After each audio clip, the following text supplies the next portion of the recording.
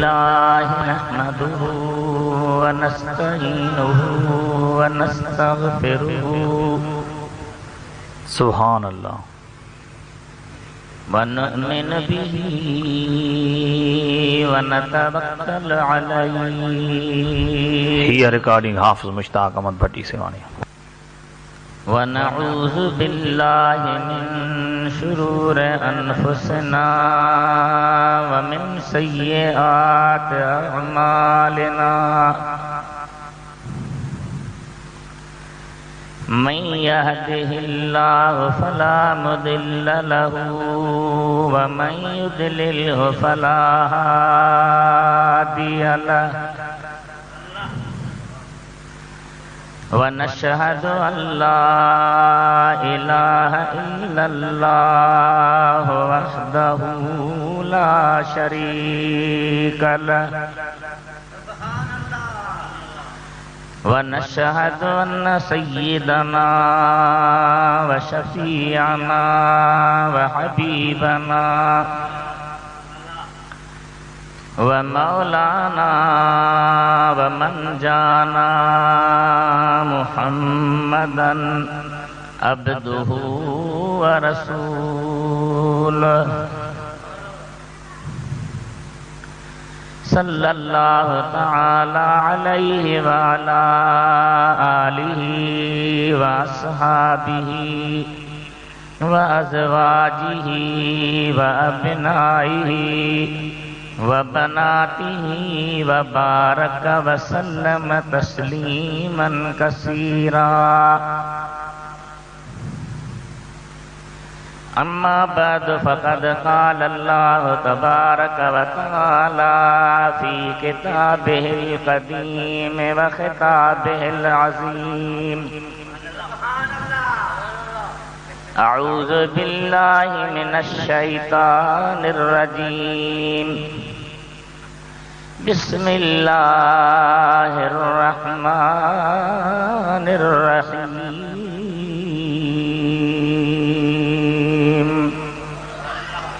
वअदल्लाहुल्लज़ीना आमनू व अमिलुस्सालिहाति लयस्तख़लिफ़न्नहुम फ़िल अर्ज़। वअदल्लाहुल्लज़ीना आमनू मिनकुम व अमिलुस्सालिहाति लयस्तख़लिफ़न्नहुम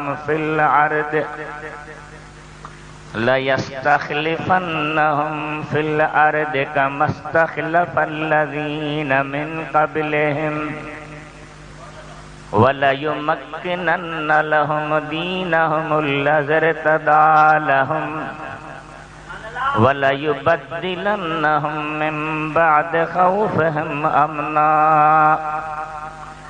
यअबुदूननी ला युश्रिकून बी शय्या वमन कफर बअद ज़ालिका फ़उलाइका हुमुल फ़ासिक़ून। सदक़ल्लाहु मौलानल अलीयुल अज़ीम व बल्लगना रसूलुहुन नबियुल हबीबुल करीम व नहनु अला ज़ालिका लमिनश शाहिदीन वश्शाकिरीन वल्हम्दुलिल्लाहि रब्बिल आलमीन। इन्नल्लाह व मलाइकतहु युसल्लूना अलन नबिय्य या अय्युहल्लज़ीना आमनू सल्लु अलैहि व सल्लिमू तस्लीमा। अल्लाहुम्मा सल्लि अला सय्यिदिना व हबीबिना व शफीइना व मौलाना मुहम्मदिन व अला आलिहि व अस्हाबिहि व बारिक व सल्लिम तस्लीमा। बंदे परवरदिगार उम्मते अहमद नबी सल्लल्लाहु अलैहि वसल्लम दोस्त दारे चार यारम ताब औलाद अली मजहब हनफिया दारम मिल्लते हजरत खलील ज़ेर साये गौसे आज़म खाक पाए हर वली। ए बुलबुलान गुंचा ए गुलजार अहमदी सल्लु अला मुहम्मदिन वाले मुहम्मदी सल्लल्लाहु अलैका या रसूल अल्लाह वसल्लम अलैका या हबीब अल्लाह। सभी पर आयो मोहब्बत सां सल्लल्लाहु अलैका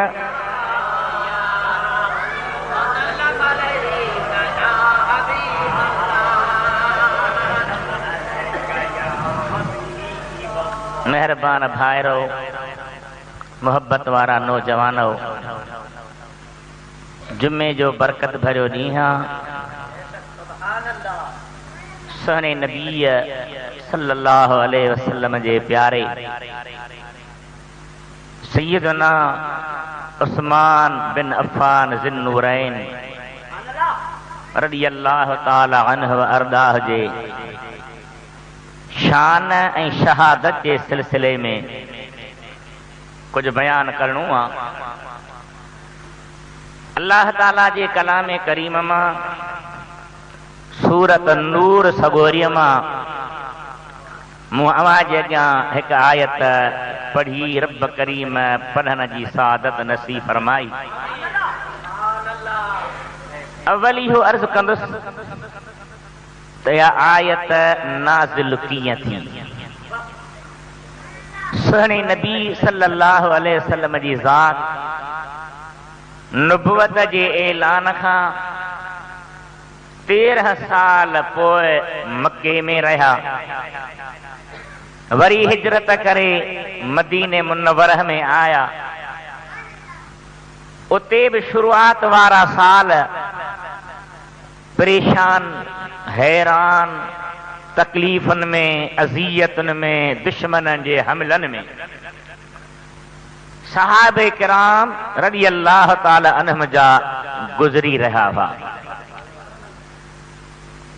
हथियारनि सां गॾु हलनि महबूब करीम जे ज़ात बरकात जे पाक ज़ात शख़्सियत जी लाइ बि चौकीदारी जो इंतज़ाम, ये सब ॻाल्हियूं सहाबा किराम के ज़हन में हुयूं। हिक भेरे कंहिं अर्ज़ कयो त या रसूल अल्लाह, छा सदाईं असां सां इहा कैफ़ियत रहंदी या इन खां आज़ाद बि थींदासीं? अल्लाह ताला क़ुरान करीम जी आयत नाज़िल करे इरशाद फरमायो, मुझे हबीब ते ईमान आन वारो, मुझे हबीब जे हुक्म ते हली सालिह अमल करण वारो, तव्हां मायूस न थियो, तव्हां माई अल्लाह ताला अहरा बाना पंहिंजे महबूब जा खलीफ़ा नाइब कम करण वारा बनाईंदो, जन जे ज़रिए रुगी अव्हां जे लाइ न पर दुनिया जे लाइ अमन सुकून ऐं करार पैदा थींदो।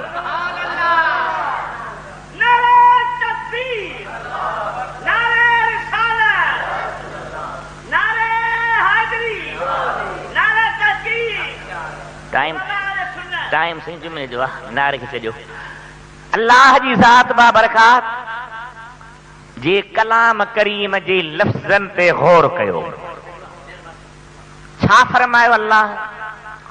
वअदल्लाहुल्लज़ीना आमनू मिनकुम, महबूबती ईमान आन वारो।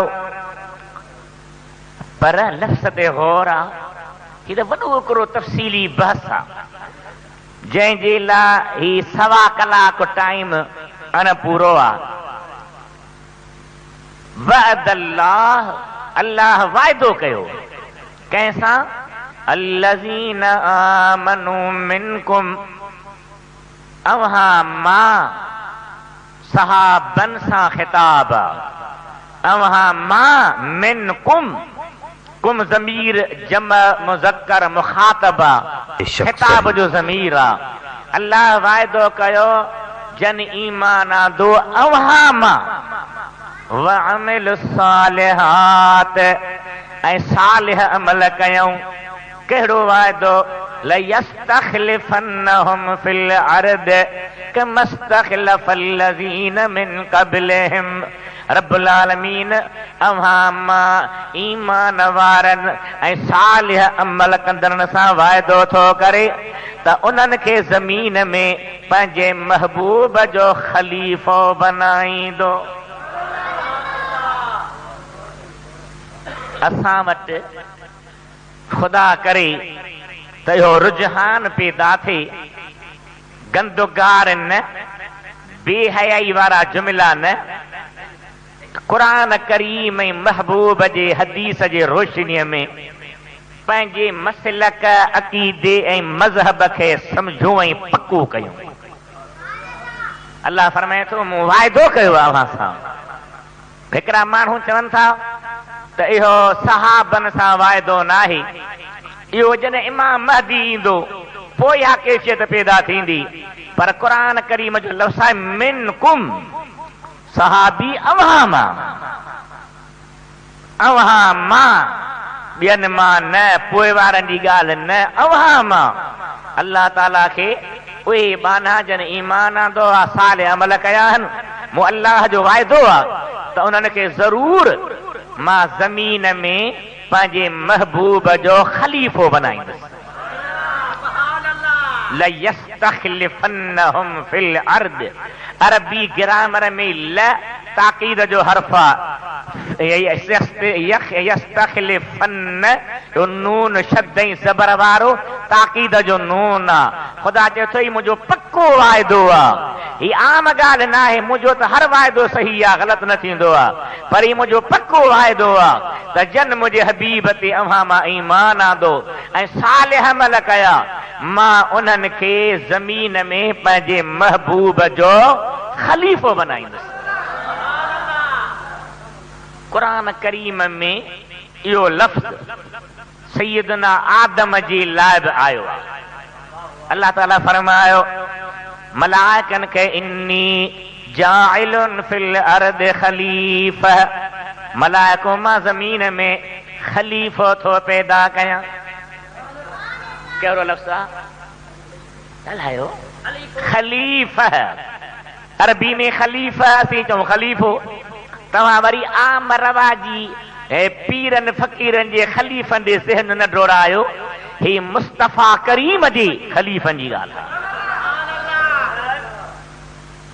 इन्नी जाइलुन फिल अर्द ख़लीफ़ा, हाणे ख़लीफ़ा जो लफ़्ज़ वरतला अल ख़िलाफ़त खां।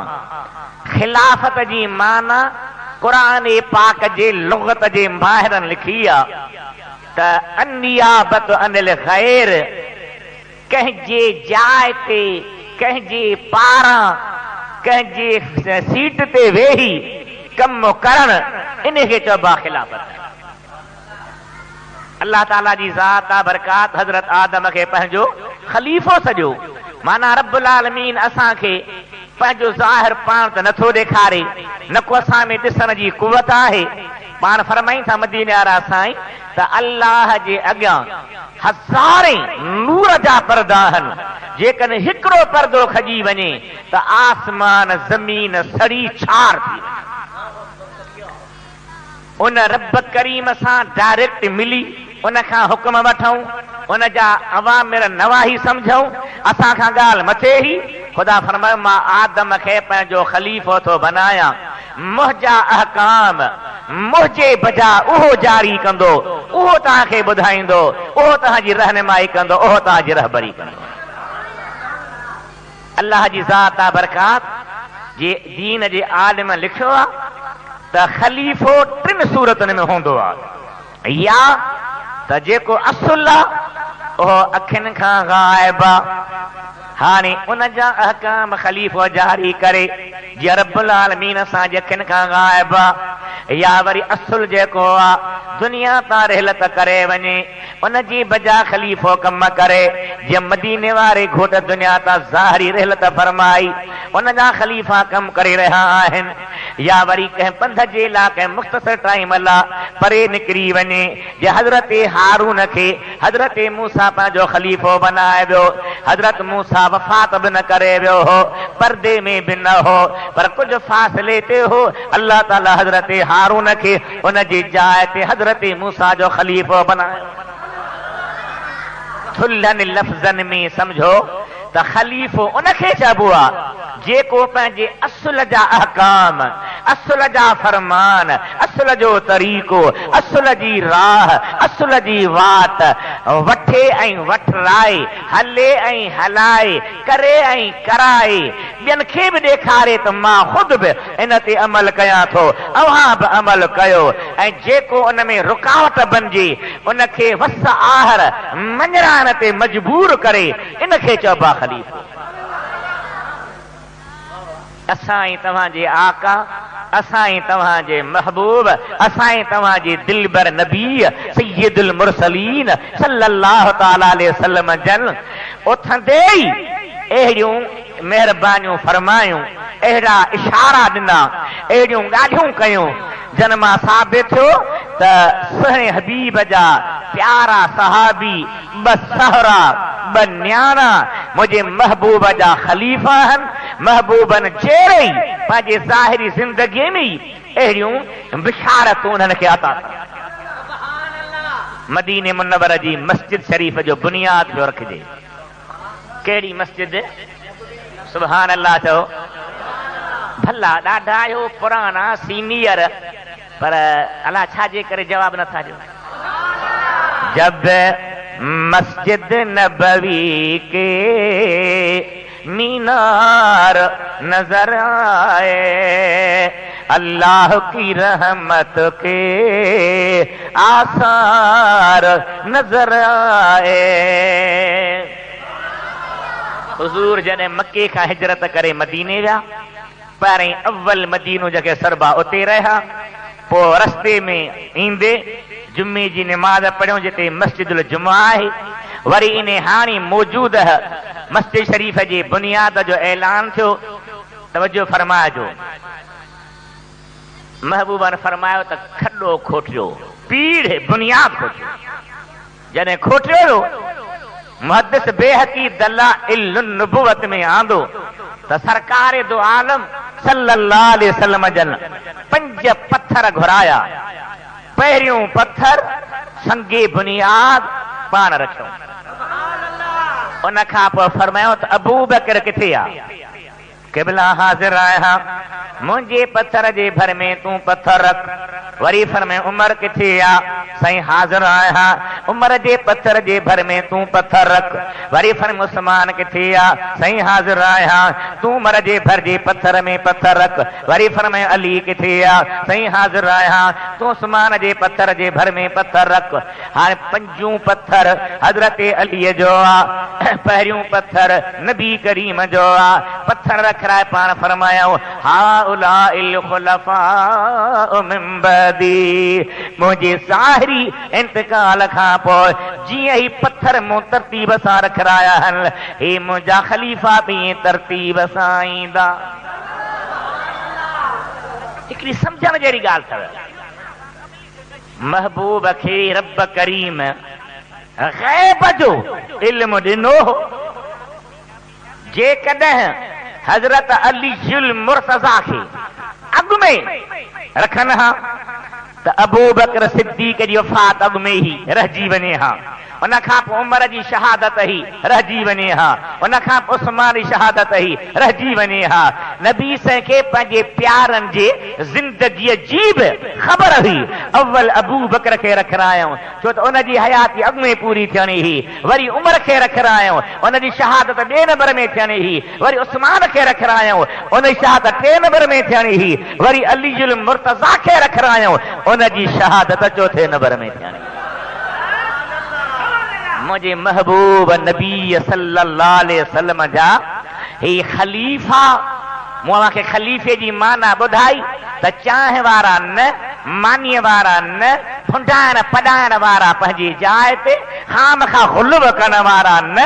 ही सही माना में महबूब जे ज़ात जे ज़ाहिरी रहलत खां पोइ, ज़ाहिरी इंतकाल खां पोइ, ज़ाहिरी वफ़ात खां पोइ मुंहिंजे आका जे दीन जे कम खे संभालण वारा, जिहाद बरक़रार रखण वारा, निमाज़ूं क़ाइम कराइण वारा, क़ुरान करीम जी ख़िदमत करण वारा, रूए ज़मीन ते कलमे करीम खे पहचानण वारा, अल्लाह जूं मस्जिदूं ठहिराइण वारा, हीअ आहिनि मुंहिंजे महबूब जा ख़लीफ़ा।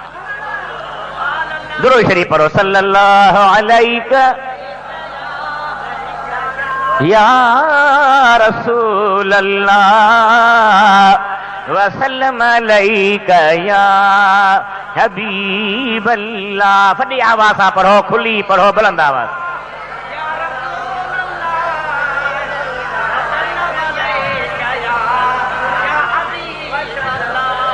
हज़रत नबी पाक जी ज़ात बरकात सल्लल्लाहु अलैहि वसल्लम जन कलमे करीम जी दावत ॾिनी आहे, ईमान ॾे सॼो आहे। पहिरियों हज़रत अबू बकर सिद्दीक़ कलमो पढ़ियो आहे। मर्दनि जी ॻाल्हि आहे, मर्दनि जी, मर्दनि मां अवल अबू बकर सिद्दीक़, पोइ अलीउल मुर्तज़ा, हज़रत ज़ैद बिन हारिस, माना मर्दनि में अव्वल कलमे पढ़ण वारा ही टे, ऐं चौथों हज़रत उस्मान ज़िन्नूरैन। इहा ॻाल्हि अव्हांखे ज़हन में रखणु खपे त औरतुनि मां अव्वल ख़दीजतुल कुबरा, नबी पाक जी घरवारी कलमो पढ़ियो, मुस्तफ़ा जी घरवारी असांजी अम्मा। चओ सुभान अल्लाह। ख़ुदा करे त मौली अब्दुल वहीद कॾहिं उम्महातुल मोमिनीन जी सीरत ते बि जलसो रखे, छो त उलमा जी इन पासे सोच वञणु खपे। नबी पाक जे घर वारनि जो मौज़ू असांजे सुन्नत जमायत लाइ अहम मौज़ू आहे। हबीबन करीम जी ज़ात बरकात जी प्यारी कुंवार हज़रत ख़दीजतुल कुबरा पहिरीं मोमिन औरत आहे। औरतुनि जो मामिलो जुदा, मर्दनि मां अव्वल सिद्दीक़ अकबर अलीउल मुर्तज़ा आहे, ज़ैद बिन हारिस बिन शरहबील, ऐं चौथों हज़रत उस्मान ज़िन्नूरैन। सुभान अल्लाह। चओ पान फरमाइनि था त अल्लाह ताला मूं उस्मान ते वॾियूं महिरबानियूं कयूं। मूंखे मशवरो, कलमे पढ़ण जी सलाह, नबी करीम जे ज़ात जे उम्मती थियण जो प्रोग्राम हज़रत अबू बकर सिद्दीक़ ॾिनो त महबूब करीम जी ज़ात बरकात नुबुवत ऐलान कयो आहे। टे अॻु में कलमो पढ़ी चुका हा, चौथों मां उस्मान गनी होसि जंहिं मुस्तफ़ा ते कलमो पढ़ियो। पर उन दौर में कलमो पढ़णु गुलनि जी सेज न हुई, हलवे खाइण ऐं पुलाह जो मसइलो न हो, दुनिया जे लालच ऐं तमह जो निज़ारो न हो। उन वक़्तु कलमो पढ़नि कंडनि ऐं टांडनि जी सेज हुई, मारनि ऐं अज़ाबनि जी सेज हुई, तकलीफ़ुनि जे तोहफ़नि जी सेज हुई, सदमनि ऐं सूरनि जी सेज हुई। हज़रत उस्मान गनी जन कलमो पढ़ियो आहे त साईं जो चाचो आहे हकम बिन अल आस, ओ साईं खे वठी गिरफ़्तार करे ॿधी ऐं सुबुह खां शाम ताईं मारणु शुरू थो करे। उस्मान अबे ॾाॾे जे दीन खे छॾी गुमराह थो थी, ग़लत थो वञी, हे पुतनि जी पूॼा छॾे हिकु अल्लाह अन ॾिठे ते ईमान पियो आणी, मिठे मोहम्मद करीम जे चवण ते थो लॻी। हिकु ॾींहुं न, जेसीं ताईं वस पुॼंदो, सुबुह खां शाम ताईं, शाम खां सुबुह ताईं तोखे मारूं ई मारूं मिलंदियूं, लठियूं लठियूं लॻंदियूं, ॾंडा लॻंदा, अज़ाब ईंदा, तकलीफ़ूं ईंदियूं। जवाब हज़रत उस्मान गनी जो आहे, ऐं तर्जुमे करण वारो भिट जे दरनि ते वेहण वारो बादशाह। फरमाया थो आप कीअं छॾिया सो मेरा तन पवारन पचार जड़ जनी जी जान में लगी री लोहार मेखो मोहब्बत संदियूं अड़े मंझ हजार पखाई पवार ॾिठे कई दी हथियार चाचा मुखे काबू करे छॾियो थी मां दिलबर जो दीदार कोन थो करे सघां मुखे तुंहिंजे मार जो फिक्र कोन्हे मुखे दीदारे यार जो फिक्र छा सहाबन जो ईमान छा सहाबन जी मेहनत छा सहाबन वट इश्क रसूल छा सहाबन जी कुर्बानी नबी पाक जी ज़ात सल्लल्लाहु अलैहि वसल्लम जे प्यारे के मारे मारे थकजी पिया मुकरे सिंधी शहर में चयो महबूब मिठे जे मस्तानन दुख दर्द ॾिसी तब मोहन मटियो सरकार जे प्यारन परवानन अल्लाह जे हबीब जा आशिक एॾा ईसा हाणे उन्हनि जी किरदार कुशी कई थी वञे उन्हनि जे मथां एबजोई कई थी वञे उन जे मथां ताना हया था वञनि फलाणे जंग में भॼी वियो फलाणे में हीअं थी वियो फलाणे में हीअं थी वियो ओ चाचा जे भॼे हा त माण्हू छो क़बूल करे छाजे लाइ ईसा क़बूल करे हा उन वक्त में कहिड़ी लालच ही दुनिया जी जो उन जे करे मुसलमान थिया हा हजरत उस्मान गनी रज़ी अल्लाह ताला अन्हु तकलीफ़ूं सठियूं चाचे खे थुल्हनि लफ़्ज़नि में चई फिटो कयईं जो कुझु करणो अथई कर मुंहिंजा हथ मुस्तफ़ा जे दामन में अहिड़ा मज़बूत पियल आहिनि जो वठजी सघनि था निकिरी नथा सघनि सुभान अल्लाह सुभान अल्लाह हजरत उस्मान ज़िन्नूरैन रज़ी अल्लाह ताला अन्हु हजरत नबी पाक जो मित्र बि आहे रिश्तेदार बि आहे अमांखे ख़बर न हूंदी आहे हूंदी त यादि न आहे हजरत उस्मान धारियो न आहे पढ़ाओ न आहे हजरत उस्मान गनी रज़ी अल्लाह ताला अन्हु जीअं हजरत अली जुल मुर्तज़ा मुस्तफ़ा जो मित्र ते उस्मान गनी बि नबी से जो मित्र फर्क ही आहे हजरत अली अल मुर्तज़ा चाचे जो औलाद हजरत उस्मान गनी मुस्तफ़ा जे पुफाट जो पुत्र पुफीअ जे धीउ जो पुत्र कंहिंजो ॻाल्हायो ॻाल्हायो सिंधी भाइरो पुफीअ जे धीउ जो पुत्र भला जे चाचे जो पुत्र मित्र आहे त पुफीअ जो औलाद मित्र न आहे छा ॻाल्हायो ॻाल्हायो दुरूद शरीफ पढ़ो सल्लल्लाहु अलैहि या रसूल अल्लाह वसल्लम अलैका या हबीब अल्लाह ॿ टे भेरा पढ़ो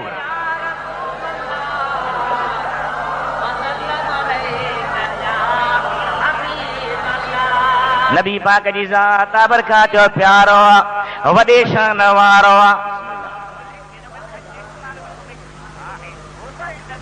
तव्हांखे हिकिड़ी ज़हन में ॻाल्हि रखणु खपे असांजा सिंध जा केतिरा माण्हू दुबईअ में अरबस्तान में मज़दूरी पिया कनि आहे ॻाल्हायो छाजे लाइ छा लाइ ॻाल्हाए ॿुधो न पैसनि लाइ ऐं मना कोन्हे शरीयत मना कोन्हे मां हिकिड़ी ॻाल्हि पंहिंजे ज़हन में विहारियां थो बचड़ा घर नंग अबो अम्मा मिट माइट सभु प्यारा आहिनि पर उन्हनि सभिनी खे हिते छॾे करे ऐं हू सऊदीअ में अमेरिका में दुबईअ में ॿियनि मुल्कनि में कोरिया में वेचारा पिया मज़दूरियूं कनि वेचारा पिया सूर पिटीनि पंहिंजे जान खे जफ़ा था ॾियनि नतीजो छा थो निकिरे त पैसो सभु कंहिंखे प्यारो आहे पैसो सभु कंहिंखे प्यारो आहे मगर जेकॾहिं तव्हां इस्लाम जी तारीख़ पढ़ो तव्हांखे अंदाज़ो लॻंदो त हज़रत उस्मान गनी महबूब करीम जे मथां कीअं गौर कया कीअं कुर्बानी कई आहे, कीअं हर शइ हाज़िर कई आहे, कीअं हर शइ मुहैया कई आहे। नबी पाक जी ज़ात बरकातूं 4 न्याणियूं आहिनि।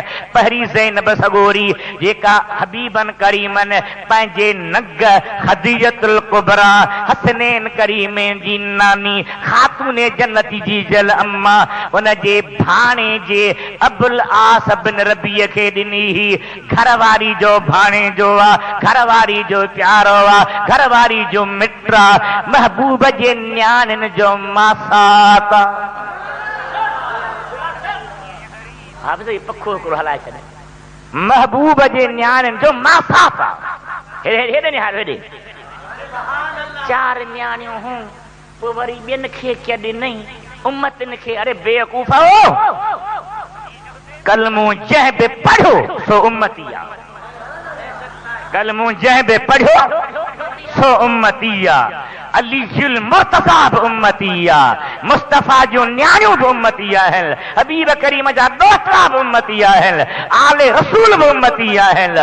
उम्मती हुजण को ऐब कोन्हे, उम्मती हुजण का बुरी ॻाल्हि कान्हे, उम्मती हुजण को कमज़ोरी कान्हे, उम्मती हुजण को नुक्स कोन्हे।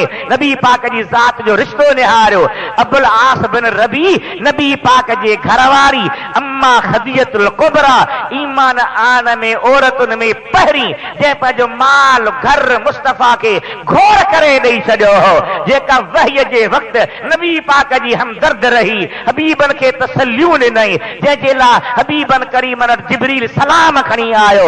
उन खदीजा जो भाणे जो आहे हज़रत अबुल आस बिन रबी, जंहिंजी मदीने वारे घोट तारीफ़ कई त अबुल आस बिन रबी जेके वाइदा कया उहे मूं मुस्तफ़ा सां पूरा करे ॾेखारिया। ॿी न्याणी रुकिया, टी उम्मे कलसूम, हबीब जी ज़ात बरकात हज़रत उस्मान खे बीबी रुकिया न्याणी परणाए नंग करे ॾिनी आहे। सुभान अल्लाह चओ। ज़ैद बिन हारसत बिन शरहबील जेको नबी पाक जो गुलाम हो, वरतल गुलाम हो, ऐं शरीयत में गुलाम पंहिंजे आका खरीदार जे घर में अची वञी सघे थो, ख़िदमत करे सघे थो, शरई लिहाज़ सां मना न आहे। जॾहिं हज़रत बीबी रुकिया मुस्तफ़ा जी न्याणी ऐं हज़रत उस्मान गनी जी शादी थी आहे, नबी पाक जी ज़ात बरकात हज़रत ज़ैद बिन शरहबील बिन हासत बिन शरहबील जे पुत्र नंढड़े उसामा खे फरमायो त वञ मुंहिंजे न्याणी ऐं न्याणे खे हीअ शइ बि ॾेई आहे ऐं ॾिसी आहे त कहिड़े हाल में। हज़रत उसामा फरमाए थो मां आयो आहियां, जेका शइ हुई खणी आयसि, सय्यद रुकिया रसूलुल्लाह जी शहजादी वेठी आहे, हज़रत उस्मान ज़िन्नूरैन वेठो आहे। मां हुन ॾे निहारे वरी हुन ॾे निहारिया, हुन ॾे निहारे वरी हुन ॾे निहारिया, मोटी आयो हां। मुंहिंजे आका फरमायो ॾे ख़बर घोट ऐं कुंवार कीअं ॾिठई कि बिला ॿिन्ही जे वजूद मां नूर जूं लाटूं पयूं निकिरनि, तजलियूं पयूं निकिरनि, हुस्न ऐं जमाल जा जलवा था निकिरनि। उस्मान जे लाइ अरबी किताब लिखियो आहे कानज़ा हुस्न मुफ़रतिन, वॾे में वॾो हसीन हो, वॾे में वॾो सुहिणो हो, वॾे में वॾो जमाल वारो हो। उहा त मदीने जे घोट जी न्याणी ही, उन जे जमाल कमाल में त शक आहे ई कोन। सुभान अल्लाह सुभान अल्लाह। शादी थी, निकाह थियो ऐं जॾहिं बदर वारी जंग लॻी। अच्छा पहिरीं ॿी ॻाल्हि, नबी पाक जे ज़ात जे सहाबन खे जन मक्का मुकर्रमा वारनि तरह तरह तकलीफ़ूं ॾिनियूं, ईज़ा ॾिना, परेशान कयो, तॾहिं उन्हनि सोचियो त हबश जे मुल्क में असहमह नाले बादशाह, हबश जे मुल्क जे बादशाह जो लक़ब हूंदो आहे निजाशी नून जे ज़ेर सां। उन जे मुल्क में अमन अमान घणो आहे, हलो त हिजरत करे उते हली रहो। कहिड़े मुल्क में? हबश। यादि कजो कहिड़ो मुल्क? उन जे बादशाह जो नालो हो असहमह, अल्फ साद हे वॾी मीम ऐं गोल ते, लक़ब हो निजाशी। उन्हें निजाशी जे मुल्क में आया ऐं महबूब जी शहजादी हजरत रुकिया ऐं उस्मान गनी बि उन्हनि मुहाजिरनि में हुआ जेके मक्को छॾे ऐं हबश ॾे अल्लाह जे दीन जे लाइ हिजरत करे आया। महबूब करीम जी ज़ात फरमाईंदा था इन उस्मान अव्वल मन हाजर बअहलिही बाद लूत। हजरत लूत नबी हजरत इब्राहिम सां गॾु पंहिंजे बचड़नि सां गॾु हिजरत कई हुई। उन खां पोइ उस्मान पहिरियों मुंहिंजो न्याणो आहे जेको मुंहिंजे शहज़ादी सां गॾु अल्लाह जे दीन जे लाइ मके खे छॾे हबश ॾे हिजरत करे वियो आहे। उते रहिया नजाशी बादशाह खे अल्लाह ताला अकुल ॾिनो हो, अल्लाह ताला सम्झ ॾिनी ही। मके वार ॾिठो त उते सुख सां वेठा आहिनि, वरी पंहिंजो माण्हू मोकिलियऊं, कासिद मोकिलियऊं, पैसा तोहफ़ा सोन हीरा जवाहर बादशाह ॾे खणी वञ। चेसी पागिन जो टोलो आहे, ही मुस्लमान आहिनि, ही तुंहिंजे मुल्क में तबाही आणींदा, ही तुंहिंजे मुल्क में ख़राबी पैदा कंदा, इन्हनि खे जलावतन करे छॾ।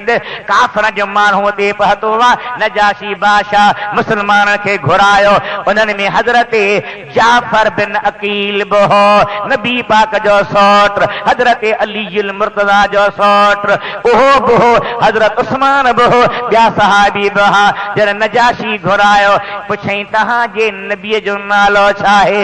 नालो वरितऊं मिठो मोहम्मद सल्लल्लाहु अलैहि वसल्लम। नाले सां ई बादशाह जी दिलि छिकजी वई। अवांजे नबीअ ते केरु थो वहयु खणी अचे? चयोसीं जिब्रील। अवांजे नबीअ ते छा नथो आहे? चयोसीं क़ुरान। अवां में कंहिंखे क़ुरान करीम यादि आहे? चयोसीं सभिनी खे यादि आहे। अञा लहे पियो पर जेको नथो आहे सो यादि आहे। बादशाह पंहिंजा मुशीर घुराया, वज़ीर घुराया, फौजी सरबराह घुराया, वॾा वॾा अहलेकार घुराया, कुर्सियुनि ते वेठा आहिनि। अवां पंहिंजे नबीअ ते नाज़िल थियल किताब कुझु असांखे पढ़ी ॿुधायो। हज़रत जाफ़र तैयार उथी बीठो आहे, आऊज़ बिस्मिल्लाह पढ़ी अल्लाह जो क़ुरान शुरू थो करे। अञा 2-3 आयतूं मस पढ़ी, नज़र जो खणी करे त बादशाह ऐं बादशाह जी पूरी काबीना ज़ारो ज़ार रोई रहा।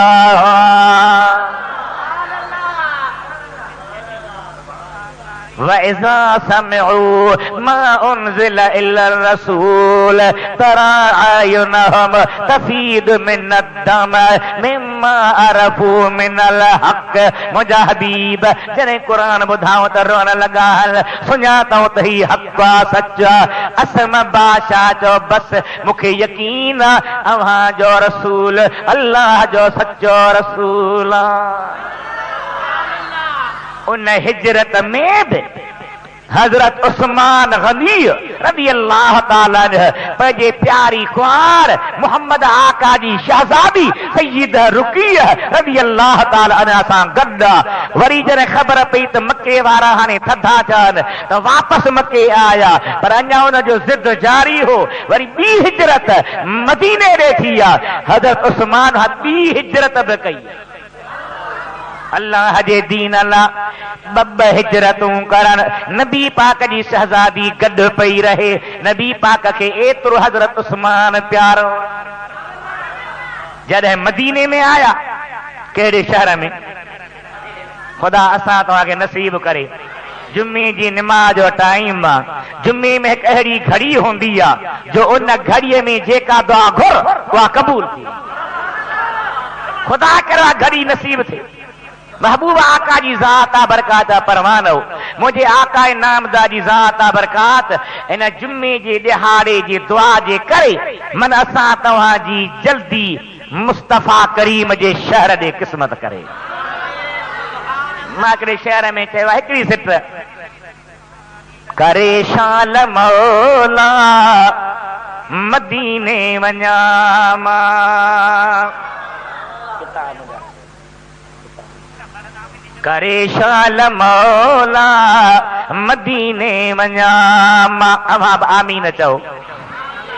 करे शाल मौला मदीने वञा मां थारिया दिल खे नीलन दे निहारे निहारे करे शाल मौला मदीने वञा मां करे शाल मौला मदीने वञा मां थारिया दिल खे नीलन दे निहारे निहारे करे शाल मौला मदीने वञा मां।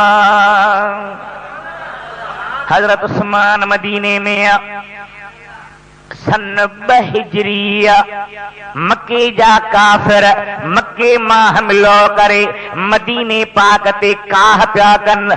उन्हनि फ़ैसिलो कयो त मदीने जे शहर खे शहीद करे जायूं ड्राहे मुस्लमाननि खे ख़त्म करे अचूं हबीबे करीम खे शहीद करे अचूं। इन इरादे सां वॾो लश्कर ठाहे निकिता। हेॾे मुंहिंजे आका नामदार बि जवाबी कारवाई कई। हेॾे निहारियो असांजे सिंध में हिकिड़ा अहिड़ा ज़हन आहिनि जंहिंजो धंधो ई मुस्तफ़ा करीम ते क़ुरान करीम ते खुदा ते एतराज़ आहिनि। कलमे गोयनि जो औलाद आहिनि पीढ़ियुनि खां मुस्लमान जो औलाद पर खुदा रहम करे अल्लाह पनाह में रखे एड़ियूं गंदियूं गंदियूं ॻाल्हियूं था कनि जो रब शल एड़ी बेग़ैरती खां बचाए।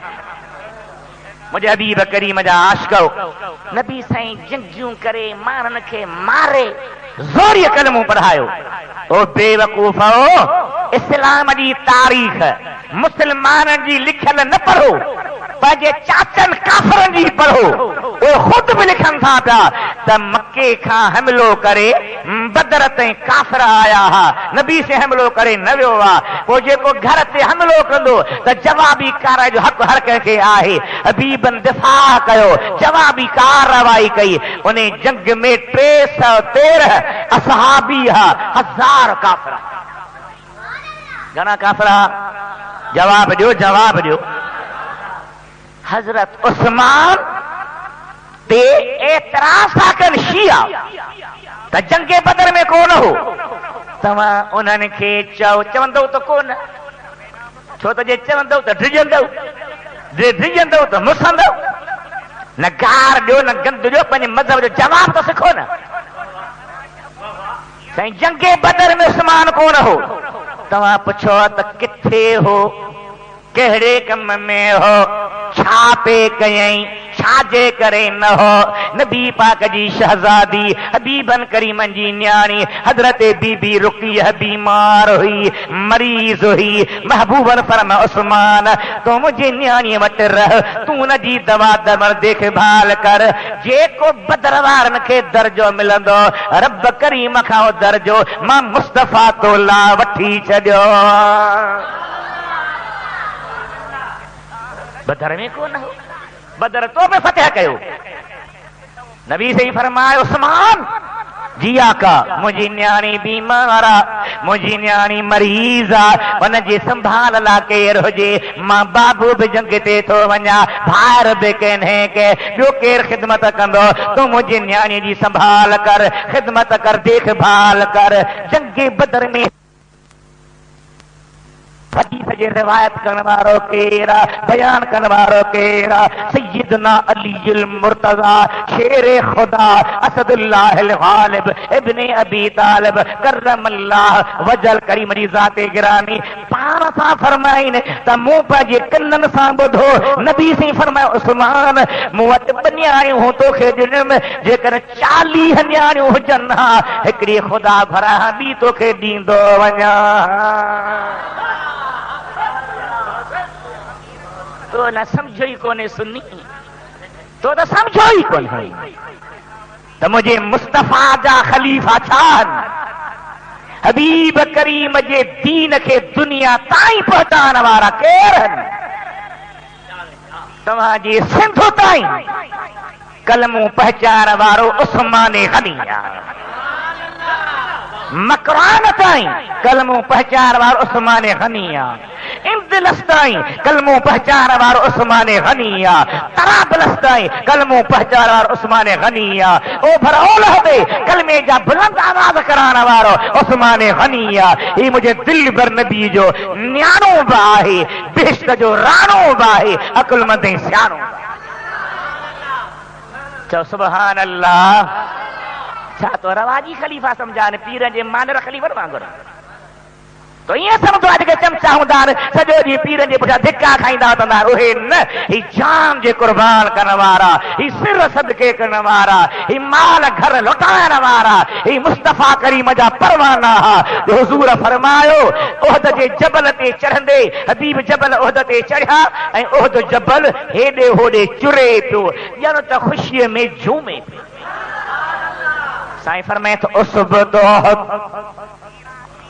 चुर न साबित रह फइन्नमा अलैक नबियुन व सिद्दीकुन व शहीदान तुझे मथा रवाजी कदम नाहिन आम माण्हुनि जा पेर नाहिन मूं मुहम्मद नबीअ जो कदम सिद्दीक जो कदम उमर उस्मान बिन शहीदन जो कदम अञा जेरा हन जबल ते बीठा हन वफ़ात न थी आहे हमिलो न थियो आहे मदीने वारे खे रब ग़ैब जो इल्म ॾिनो पान फरमाइन था ही बई शहीद आहिनि उमर भी शहीद उस्मान भी शहीद हजरत हबीब करीम जा आशिक पान उस्मान गनी के फरमायो उस्मान अल्लाह ताला तोखे शहादत जी कमीस थो पाराए मुनाफिक लाहण जी कोशिश कंदा चवंदा त शहीद न थे उन्हनि जे चवण ते न लॻजा या कमीस पाए अचजा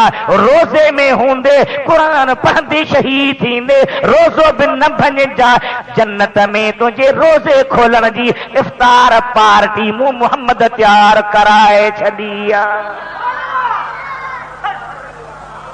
छा उस्मान ज़िन्नूर छा शान छा मकाम मुझे हबीब करीम जा आशिको पान फरमायो यौम यमूत उस्मान युसल्ली अलैहि मलाइकतु समा जने उस्मान दुनिया छॾींदो दुनिया तां रहलत कंदो उन जी जनाज़े में अल्लाह जा मलाइका ईंदा दुरूद शरीफ पढ़ो सल्लल्लाहु अलैहि या रसूल अल्लाह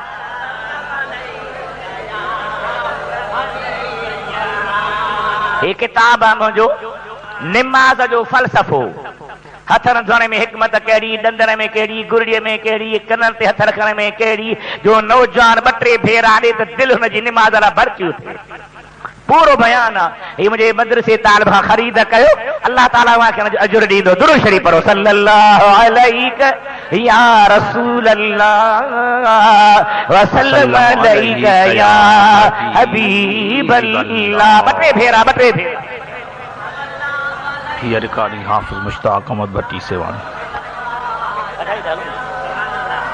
मुझे हबीब करीम जो प्यारो हजरत उस्मान केतरो खुदा के प्यारो केतरो भलारो अल्लाह ताला जे कुरान करीम जी आयत मसलुल लज़ीन युनफिकून अमवालहुम फी सबीलिल्लाह कमसल हब्बतिन अंबतत सबअ सनाबिल फी कुल्लि सुंबुलतिन मिअतु हब्बा वल्लाहु युदाइफु लिमन यशा वल्लाहु वासिउन अलीम जेके मूं अल्लाह जे राह में ख़र्च था कनि मूं अल्लाह जे राह में माल था लुटाइनि मूं अर्ज़ पे को त माल ॾियणु ॾाढो ॾुखियो आहे माण्हू सिर जी महिनत करे बचरा छॾे नंग छॾे अबू अम्मा छॾे परदेस वसाईंदो आहे माल जे लाइ मगर माल उस्मान खे एतिरो प्यारो न आहे जेतिरो नबी लॼपाल प्यारो आहे सुभान अल्लाह सुभान अल्लाह तबूक जी जंग जेके अरबी में जैशुल उसरा सॾींदा आहिनि माना ॾुखे में ॾुखी जंग मदीने शरीफ़ खां तकरीबन 300 किलोमीटर जे पंध ते जंग जो मैदान हो नबी साईं जी ज़ात बरका फरमायो सहाबा जी आका इन जंग में फंड जी जरूरत कोन अची सुभान अल्लाह तू त सुन्नी चवंदो है न मस्जिद ला मुला पैसा था घुरो मदरसे जे ला अल्लाह पंहिंजे घर खे पाणे ठाहींदो तोखे अल्लाह मां जे पेट में रोज़ी ॾिनी पे न साईं हणीस तूं हणीस समझी त ॻाल्हि मां जे पेट में तोखे कंहिं पे संभालियो कहें अल्लाह पोइ ॿाहिरि छो थो दुकान खोली दुकान न खोले नौकरी न कर हार पोइ ज़मींदारी छॾे दे अल्लाह पाण ॾींदो मां जे पेट में ॾिनी ॿाहिरि कोन ॾींदो चरियो न थी मां केर हां तूं केर है जॾहिं मुस्तफ़ा करीम जहिड़ी शख़्सियत फरमाइनि था त जंग जे फंड में हिसो वठो त असां तव्हां सुन्नत जमात खे बि लॼ न हुजणु खपे मदरसनि लाइ मस्जिदुनि लाइ इदारनि लाइ खुली कमु करणो आहे रुॻी अटकल सां कुझु कोन नालो रहंदी न निशान ईअं ॻरी तबाह थी वेंदे रुॻी पेट ऐं भत कमु कोन ॾींदो ही मैदान क़ुर्बानी साईं फरमाया जंग जे फंड में हिसो ॾियो हज़रत अबू बकर सिद्दीक हज़रत उमर फारूक हज़रत उस्मान गनी टई सभिनी जे नज़र में हा छा था हाणे हज़रत उमर फरमाया तो मूं चयो अॼु मां सभिनी खे मारे ॾींदुसि छा सभिनी खे मां ॻाल्हायो ॻाल्हायो ॻाल्हायो मारे ॾींदुसि हबीबन करीम जी ज़ात जे दरबार में सामान खणी आयो फरमाए त मां अब कई तल अहल कया उमर पोइ ते छा छॾे आई क़िबला अधु खणी आयो हा अधु रखे आया बचन ला थोरी देर गुज़री सभई पिया निहारीन अबू बकर कोन आयो आहे डॉक्टर इकबाल जो शेर आहे इतने में वो रफीक नबुवत भी आ गए शाहिद है जिसके मेहरो वफा पर हेरा का गार अबू बकर आयो आहे साईं फरमाए त छा खणी आयो आहे हाज़िर ख़िदमत आहे बच्चन लाइ छा छॾियो अथई हिकु अल्लाह जो उन जो रसूल हाणे वहाबी चवंदा आहिनि त अल्लाह रसूल ॿई गॾे छो था चओ अब अल्लाह रसूल ख़ैर कंदो चवंदा आहियूं ॻाल्हायो अल्लाह अल्लाह रसूल रसूल छो था गॾियो चैन अबू बकर सिद्दीक खां जॾहिं मुस्तफ़ा पुछो मां तरक़्त लिअहलिक पंहिंजे बच्चन लाइ छा छॾियो अथई तरक़्तु लहुमुल्लाह व रसूलहु उन चयो सही मां अल्लाह ऐं अल्लाह जो रसूल छॾियो आहे ईअं चवण अबू बकर सिद्दीक जे इश्क वारो तरीक़ो आहे जो हर जाइ ते ख़ुदा मुस्तफ़ा सां पंहिंजे ज़िक्र खे गॾे छॾियो आहे बाग में तकबीर में निमाज़ में जिते ख़ुदा जो ज़िक्र आहे उते मुस्तफ़ा जो तरक़्तु लहुमुल्लाह व रसूलहु अल्लाह अल्लाह जो रसूल छॾियो अथमि हज़रत उस्मान गनी जो इंतज़ार आहे नबी पाक जो परवानो आयो साईं फरमाईंदा तो छा आंदो आहे जे क़िबला मस्जिद में आणण जहिड़ी शइ न आहे छा साईं सौ उठ पलड़नि ऐं झुल्लुनि पहाड़नि ऐं पियो पलंगनि समेत घणा घणा सौ घणा ज़ोर सां ॻाल्हाए तो त उज़हीअ खां बि लहरायो हूंदो माल महांगो आहे ॾिस वरी हीअ घर वाई सो कयां मां वरी आईंदे साल कंदुसि ॼण दीनी तुंहिंजो ठहियल आहे ख़ुदा सां अटकल सौ उठ अलैया मियत बईरन आला साहब अक्ताबहा साईं पलड़न समेत झुल्लुन समेत सौ उठ साईं फरमाइनि था अञा वधा क़िबला 200 उठ ॿिया घणा थिया 300 अञा वधा क़िबला 200 उठ ॿिया घणा थिया 500 अञा वधा क़िबला 100 उठ ॿियो 600 हबीबन करीम जी ज़ात फरमायो उठ त मिली विया पर मुजाहिदनि जे खाधे जो ख़र्च 1000 सोन जा दीनार खणी आयो। महबूब वेठा आहिनि झोली खोलियो हबीब जे झोलीअ में 1000 सोना दीनार रखे थो। नबी हुन दीनारनि खे हेठि मथे करे फरमाइनि था ओ सहाबी आओ ओ मुंहिंजे मस्जिद में वेठल हो अॼु खां पोइ उस्मान जे दफ़्तर में रब जा मलाक गुनाह लिखंदा ई कोन। करे त ॾेखार न रुॻी ताना कदो वठी 100 उठ वधा 200 उठ वधा 200 उठ वधा अञा 100 उठ वधा 1000 दीनार सोना। कसम थी रब करीम जो मस्जिद में वेठो आई जन मदीने वारे जे झोलीअ में पिया आहिनि। हबीब मथे करे दुआ था घरनि मौला उस्मान जे मथां हाणे हर शइ माफ़ आहे उनखे को बि बुरो अमल थींदो ई कोन न थींदो न मलाइक लिखंदा। ॿुधा त नबी जी दुआ क़बूल आहे या न? हथ मथे खणी जवाब ॾे। छा सम्झो थी उस्मान साईं खे? छा सम्झो थी मुस्तफ़ा जे ग़ुलामनि खे? अल्लाह ताला जी ज़ात बरकात और क़द्र नबी साईं वटि क़द्र सहाबन वटि क़द्र। नबी पाक जो सोट हज़रत इब्न अब्बास फरमाए थो उस्मान गनी शहीद थियो आहे जनाज़ो खणण पिया वञो ज़ाहिर में कुल्हा असांजा पर कुल्हा मलाइक ॾियो पे हलिया हिकु न ॿ न 70,000 मलाइक लही आया जेको उस्मान गनी जा कुल्हे कांदी थिया। हबीबन करीमन पंहिंजे ज़ाहिरी ज़िंदगी में उस्मान खे ॿुधाए छॾियो हो। कीअं ॿुधायो हो? पाण फरमा अबू बकर जी आका तुंहिंजी मज़ार मूं सां गॾु। अमर चो क़िबला मां तूं अबू बकर जे भर में। उस्मान जो क़िबला मां फरमाया तीर ऐं कमान खणी आ तीर ऐं कमान खणी आयो। साईं फरमायो ओ भर ॾे मोह करे जन्नतुल बकी ॾे मोह करे ज़ोर सां हण जिते तीर किरंदो उते तुंहिंजी मज़ार कोन जी। सुभान अल्लाह। अल्लाह छा चयो अथई? जिते तीर किरंदो उते तुंहिंजी मज़ार। हज़रत उस्मान गनी 605 में आ। छा कयां तीर हई घणी ज़ोर सां न जन्नतुल बकी जो नजात किरियो आहे जिते साईं जी मज़ार आहे। साईं फरमाइनि था ज़ोर सां न हई के बिला दिलि न पई चए तव्हां खां घणो परे वञा। पाण फरमाइनि था तुंहिंजी इहा सोच ही पर मूं सोचियो हो अञा ज़ोर सां हणी हा जेतिरो परे किरे हा उते तुंहिंजी मज़ार थिए हा पोइ तुंहिंजे मज़ार ऐं मुंहिंजे मज़ार जे विच में जेको दफ़न थिए हा बग़ैर हिसाब जे जन्नती बणिजी वञे। सुभान अल्लाह सुभान अल्लाह। वॾी आवाज़ सां चओ। महबूब फरमाइनि था त मुंहिंजे उस्मान गनीअ जे शफ़ाअत सां छा सां असांजो अक़ीदो आहे त नबी पाक जी शफ़ाअत हक़ आहे। शफ़ाअत जो बंदि थियल दरवाज़ो सुहिणो नबी खोलींदो।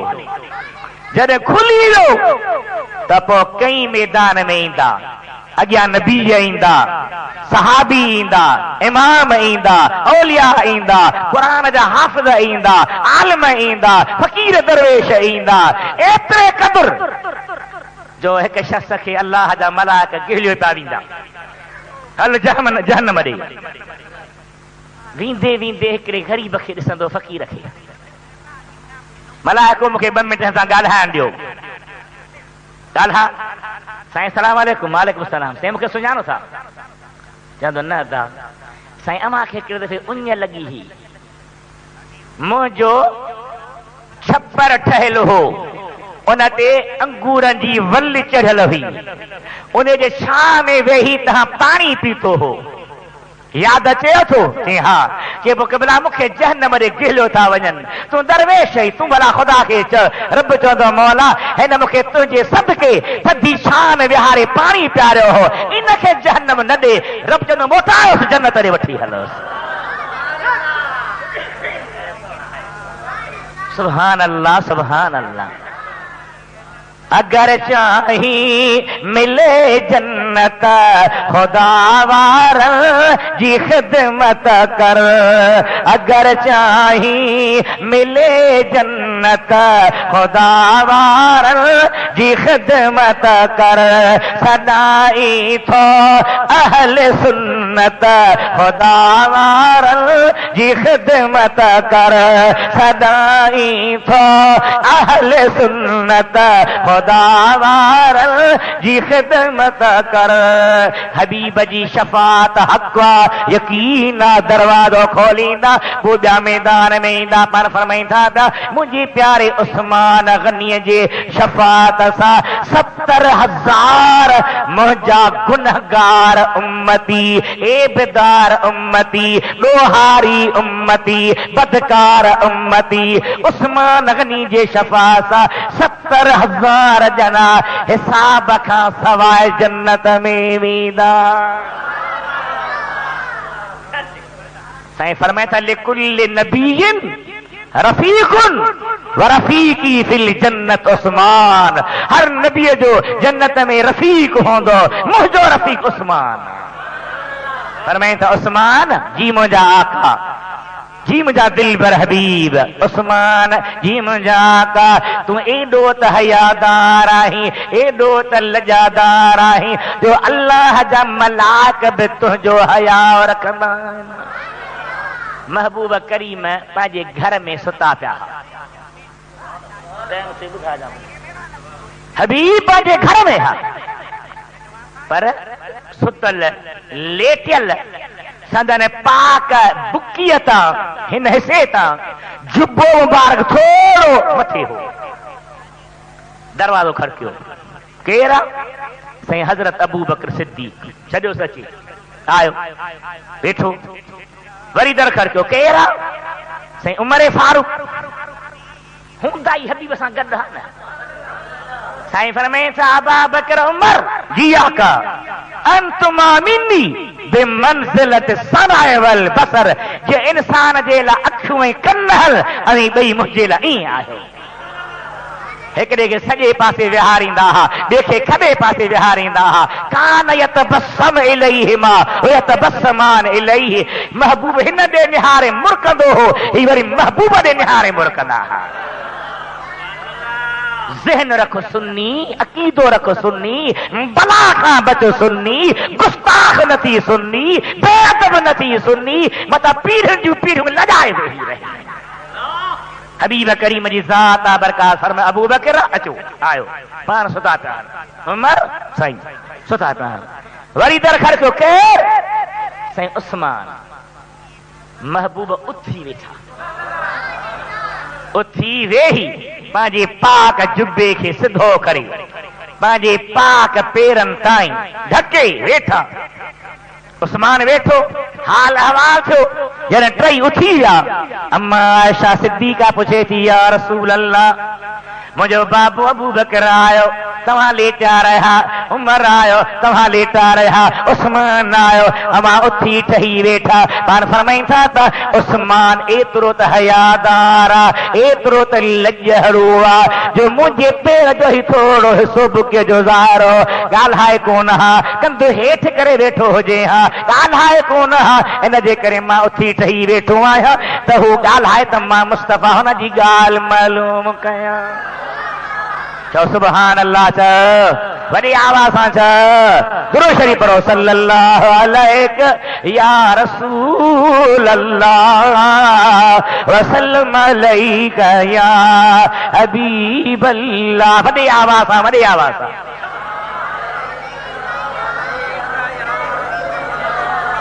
उन शख्सियत जी अॼु यादि मल्हाई वई आहे। अल्लाह जे क़ुरान जी आयत पढ़ी उन जी माना मफ़हूम सम्झो। अल्लाह फरमाए थो वअदल्लाहुल्लज़ीन आमनू मिनकुम वअमिलुस सालिहात, जन मां ईमान आंदो ऐं सालिह अमल कयाऊं, लयस्तखलिफन्नहुम फिल अर्द कमस्तखलफल्लज़ीन मिन क़ब्लिहिम, जीअं अॻियनि खे मूं अल्लाह ताला नबीअ जे मक़ाम ते का मक़ाम बनायो हो, जो तोखे कलमो नसीब कई। गरीब खे फरमाई जहिड़ी तोखे लपाट हई अथसि अहिड़ी हणी से। जागो पिया हलाए न, जागो पिया हलाए न। तो वटि अचनि था न मेंबर साहिब साईं वोटर जा, कॾहिं चयो अथईसि त दीन जो कमु घणो कंदे, शरीयत जो कमु घणो कंदे, सुन्नत जमात जे अक़ीदे जी मदद घणी कंदे, न गूंगो थियो वेठो है, ॿोड़ो थियो वेठो है। साईं करीम अलैहिस्सलाम जे प्यारे उमर फरमायो लपाट हणीस, मां तलवार कढी बीही रहिया, नार में त मां बीठो हां, ये लपाट लगी तो मां इस्लाम छॾींदुसि। साईं चयो छॾे ॾे, तुंहिंजे इस्लाम जी ज़रूरत कान्हे, मुहम्मद घोट जे कानून खे हलाए ॾेखारणो आहे, नबीअ जो निज़ाम नाफ़िज़ करे ॾेखारणो आहे। जहिड़ी लपाट ग़रीब खे हईं अहिड़ी हईं। चओ सुभान अल्लाह। चओ वलयुमक्किनन्न लहुम दीनहुम अल्लज़ी इर्तदा लहुम वलयुबद्दिलन्नहुम मिन बाद खौफिहिम अमना। रब फरमाए तो मुंहिंजे हबीब जा सहाबी दुनिया ते खिलाफत राशिद जो दौर ईंदो, एतिरो त अमन क़ाइम थींदो जो शींहं खे ताक़त नाहे जो बकरीअ जे वार जो नालो वठे, बघर खे ताक़त नाहे जो रिढ खे ईज़ाए सघे, ज़ालिम जाबर खे ताक़त नाहे जो गरीब खे तंग करे सघे। इराक खां औरत निकिरंदी, मके ईंदी, काबे जो तवाफ कंदी, सोन सां भरियल हूंदी, उनखे केरु वेझो बि न ईंदो, छो त उनखे ख़बर हूंदी त मुहम्मद करीम जे ग़ुलामनि जो निज़ाम आहे, ख़ुलाफ़ाए राशिदीन जो दौर आहे, अदल इंसाफ़ जो निज़ाम आहे। ऐं रावी फरमाइनि था त असां ॾिठो, रुॻी ॻाल्हि न थी, ॾिठोसीं त ईअं थियो, हिकिड़ी औरत आई आहे, उनखे केरु गॾु कोन्हे, सॼी सोन सां भरियल आहे, हैरह जे मक़ाम इराक खां निकिती आहे, बैतुल्लाह ताईं आई आहे, उनजे वार खे केरु वेझो कोन थो वञे, उनखे ख़बर हुई त मुहम्मद घोट जे ग़ुलामनि वटि सही दीन आहे, सही निज़ाम आहे, सही कान। वलयुमक्किनन्न लहुम दीनहुम अल्लज़ी इर्तदा लहुम वलयुबद्दिलन्नहुम मिन बाद खौफिहिम अमना यअबुदूननी ला युशरिकून बी शैया। रब चए थो मुंहिंजी बात कंदा, मूंसां कंहिंखे शरीक न बनाईंदा। एड़ा प्यारा, एडे शान वारा, फमन कफर बद ज़ालिक फउलाइक हुमुल फासिकून।